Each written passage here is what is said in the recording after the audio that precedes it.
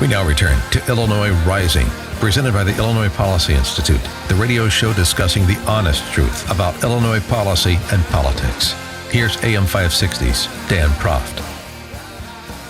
Dan Proft back with Pat Hughes, co-founder of the Illinois Opportunity Project, illinoisopportunity.org. And Pat, this is a story that we read about a lot, particularly over the last decade in Illinois, as not only families have fled this state for the purposes of a better quality of life at a lower cost, regardless of their employment situation. Like people retire, kids get out of school, and they just go somewhere else to enjoy their life. But also a lot of people leaving specifically because this is a hostile place to do business, particularly the people that we like to talk about the most, the backbone of job creation, the small business entrepreneurial capitalists. And we have a story that comes to us on topic, an op-ed that was written by Diana Rickard from the Illinois Policy Institute about one small business, the Olive Tap, located in Downers Grove, that is leaving Illinois. The owner of the Olive Tap, Mario Allevi, writes or says, "There comes a point when the government does so much that you're afraid to move and go forward. So we're going to use 2016 as a transition year. Instead of being angry, I'm just looking at other states and locations and making plans to move." That is a sad but not unique refrain, is it? It is. It's interesting, too, if you think about our first segment, this economic circumstance here in Illinois and the policies that are in place that have put us in this situation cover the whole spectrum of business, Dan, right? We start with manufacturing companies and them wanting to leave, all the way down to the mom and pop stores that are on Main Street in towns like Downers Grove, which, as you indicated, are the lifeblood of economic development, small business, but also part of these communities. This is part of the nature and the fabric of the community, Downers Grove and other places. So it's sad. It's a reality, and I understand why these folks want to pick up and go. Would it surprise you to know that there are 1.1 million small business entrepreneurial capitalists with fewer than 5 employees in the state of Illinois? I mean, these are the individuals who represent the overwhelming majority of job opportunities in the state. Yeah, and it's death by 1,000 cuts for those small business owners. I've been a small business owner in Illinois, and the startup costs, the LLC fees, all the sort of little things you have to do. And then for these folks, it's a larger expense that we'll get into in a minute. It's a million people getting cut bit by bit by bit to feed the behemoth that is state government. Well, let's hear specifically about what happened with respect to the Olive Tap, this business in Downers Grove. At least it was in Downers Grove. And the owner's experience, Mario Allevi, joins us now. Mario, thanks so much for joining us. Appreciate it. Oh, my pleasure. So tell us the story. You opened this business with your wife, and at what point did it become just too onerous to continue to operate it, even in DuPage? We're not even talking about Chicago or Cook County, in DuPage County. Well, we opened the store in 2007, in June of 2007. Sales grew all the way through 2012. 2013, they flattened out. And just to interject, your business is gourmet oils and vinaigrettes, so kind of a specialized niche, specialized business. Yes. Gourmet olive oils, extra virgin olive oils, and balsamic vinegars, right. Okay, so go ahead. I'm sorry, you're saying when sales flattened out in the last few years? Yeah, sales flattened in 2013, they dropped in 2014, and then they dropped in 2015. I wanted to renovate my store to appeal to more customers, and the regulatory the cost because of the regulatory changes I had to make to my store were prohibitive. Specifically, I would have had to upgrade my back room to almost a full restaurant class kitchen. And you don't cook anything. This is just a retail establishment? Yeah, it's just a retail establishment. Right now, I don't cook anything. What I wanted to do was cooking demonstrations where I would, cook simple dishes and then let my customers taste those dishes cooked with my products. And I also wanted to make salads for sale at farmers market. And so the full commercial kitchen that would have been required. This is the requirement by the village or the state or the combination of the two. The county. In the county, by DuPage County. And Right. what would have been the cost to do that, and how would that have impacted your ability to be profitable? Well, I never did specifically cost it out, but I did know from just from experience. I would have had to put in a new sink.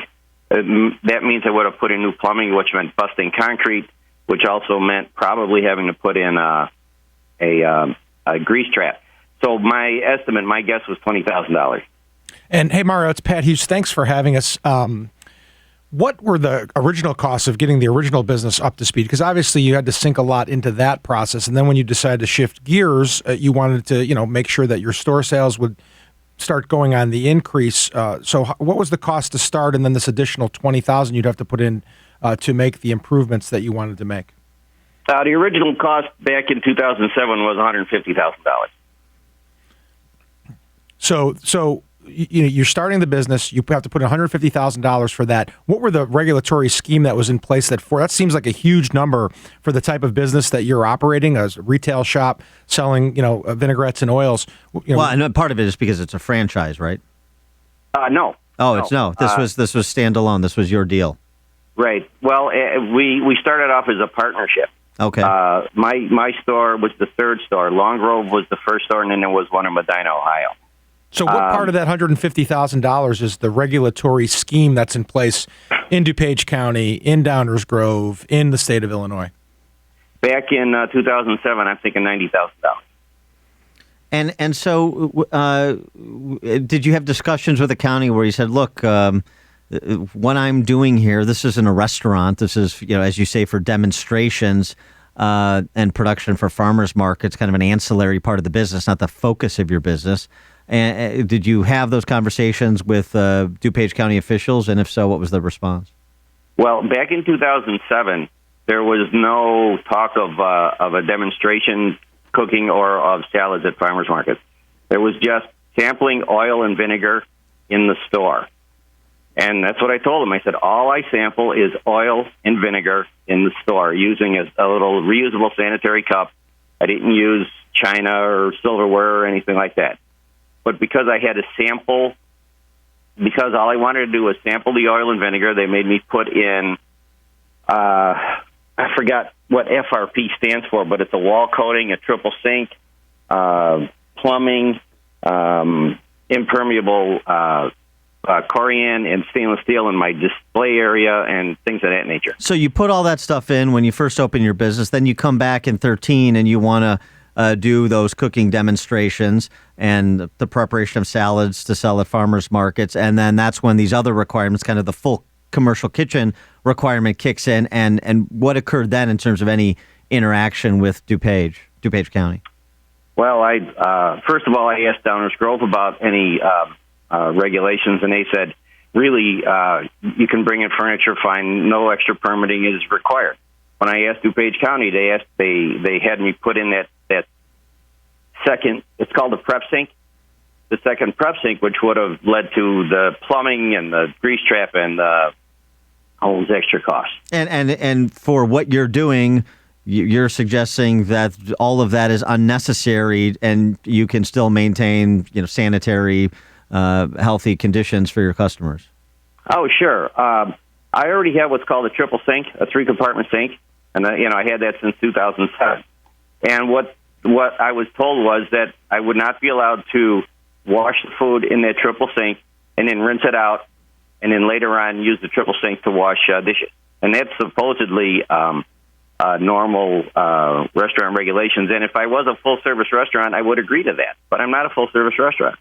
And so as you have decided that you're going to seek out greener pastures, and you look around and you're investigating other states and localities, have you done any kind of comparison, contrast in terms of what the regulatory regimes are in other states and localities as compared to DuPage County, Illinois?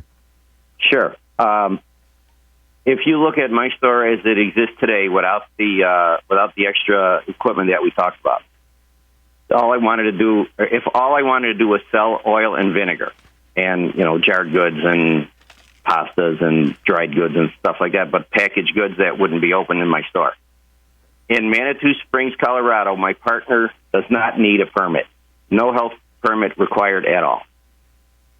That's a pretty big difference. Yeah, it's an example of exactly what's happening, right? The regulations that the DuPage County is putting on you are sort of these one-size-fit-all regulations. They're putting your business in a category that it doesn't belong in. It's too large of a regulatory behemoth to account for sort of these different local businesses and the different things that you'd be doing. Whereas it sounds like in Colorado, that isn't the case. That's correct, Pat.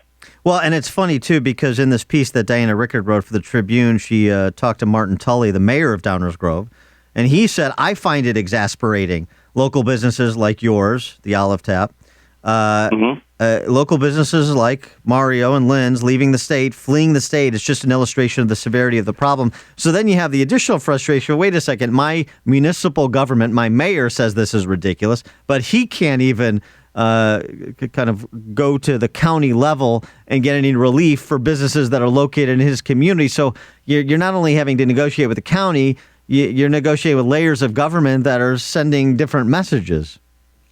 And let's not even bring in the state of Illinois with the property tax and the threat of all the other taxes being raised.